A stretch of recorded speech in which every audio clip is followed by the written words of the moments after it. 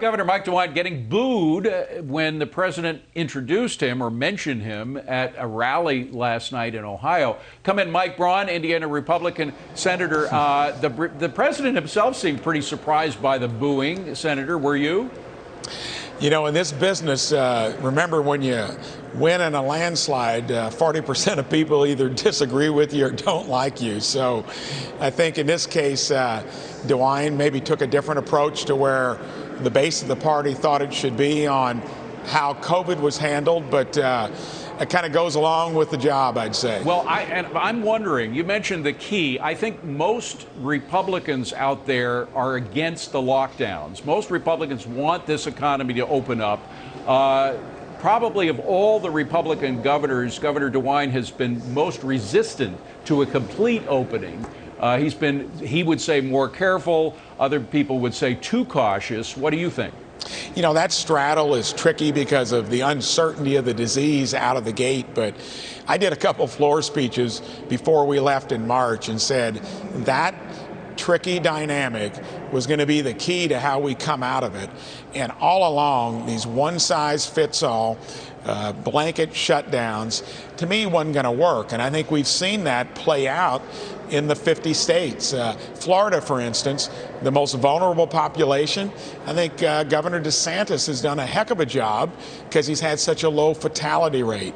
We had to do two things at once, and I know that President Trump's supporters knew that, and I think the places that did it will have the numbers that prove you could do both things and do it safely. Now, notwithstanding the boos that DeWine got, there are some people, particularly in the suburban areas of Ohio, that are pulling back from their Republican support. The president, by the way, won Ohio by 8 percentage points, a huge margin for a presidential election. And they say as Ohio goes, so goes the nation. That big advantage that the president had has been shrinking. Is the same happening in Indiana? I think Indiana's got a much wider margin of error, and I don't think so. Indiana, in the part that I live in, the southern third, was pretty well solid blue dog Democrat 10, 15 years ago. Now, I think due to the fact it's culturally and fiscally the most conservative part of the state, has transitioned to be mostly Republican. Ohio followed suit. Just has a few more urban areas because Indy and maybe the Northwest, Fort Wayne, we're basically a rural state, and we've turned more conservative over time. So I don't think there's any issue with Indiana. Gotcha. Senator, I have to ask you about the breaking news of Mitt Romney announcing that he will support a vote on President Trump's Supreme Court nominee. First of all, are you surprised at Mitt's decision? And secondly, do you think that the president's nominee will be confirmed by the Senate before the election?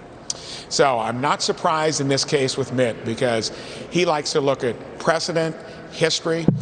In the history of our country, this has occurred about 15 times, 8 of which have been where the president and the Senate have been of the same party. And 7 out of 8 of them, you had a nominee and a vote, and it was successful. The one that didn't happen was due to an ethics issue or something that disqualified the nominee. Thank goodness we're doing it. Legislatively, on policy, we get so little done, and if we do not take the opportunity, exactly what Democrats would do. First of all, they'd probably have no defections from their rank and file, and they'd even do it more quickly if the shoe were on the other foot. Prediction, will there be a confirmation before the election? I hope there will be, and I think it's within our capability to do it. I'll be disappointed if it's not before the election. Too many variables come into play post-election. Senator Mike Braun, good to see you, Senator. Thank you very much. Good to be on.